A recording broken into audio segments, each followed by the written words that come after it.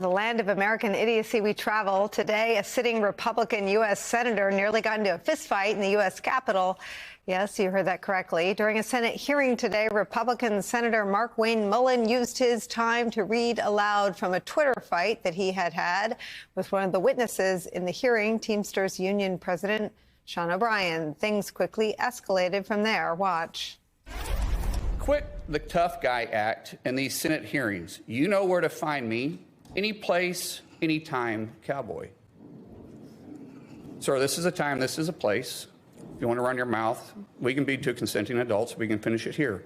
Okay, that's fine. Perfect. You want to do it now? I'd love to do it right now. Well, stand your butt up then. You stand your butt up. Oh, hold on. Oh, stop it. Is that your solution, every poll? No, sit down. Sit down. Okay, you're a United States Senator.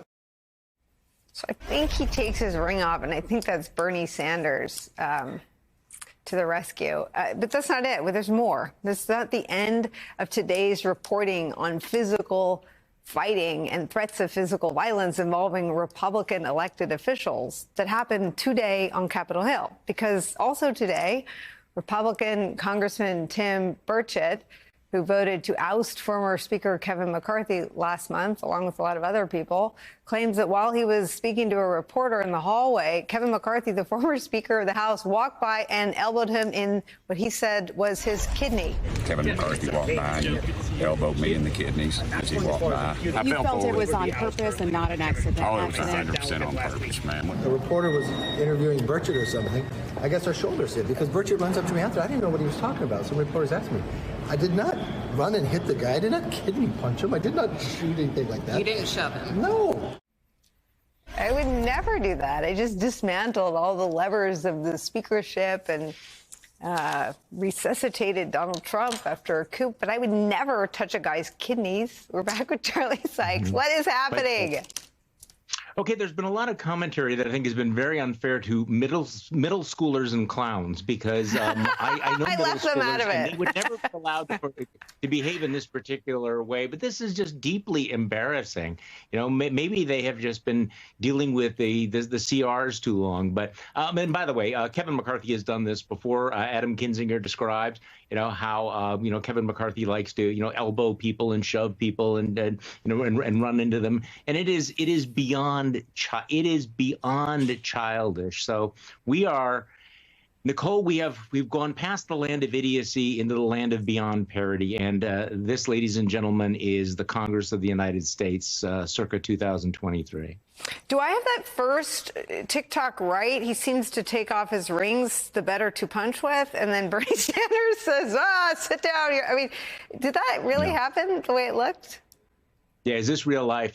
Bernie Sanders saying, you are a United States senator. Sit down. He has to remind him that, okay, you're not in some bar someplace. It's and this sort of thing. But again, I suppose if you would just cultivate this sort of super macho, I am tougher than you are sort of persona, this sort of thing makes sense. I don't know that I mean, he's probably over on a certain other cable network.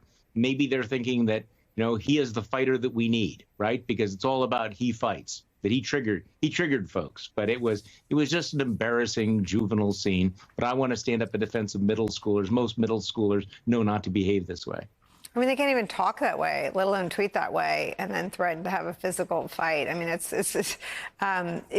true that middle schoolers are held to much higher standards. I want to ask you a more serious question. I mean, it has taken a minute, but we are seeing all of the signs of a country with only one functioning political party. Rachel Maddow made this point last night. There's only one institution that can change those acts and those scenes, and that is for the Republican Party to decide it doesn't want them. No signs of that happening, right?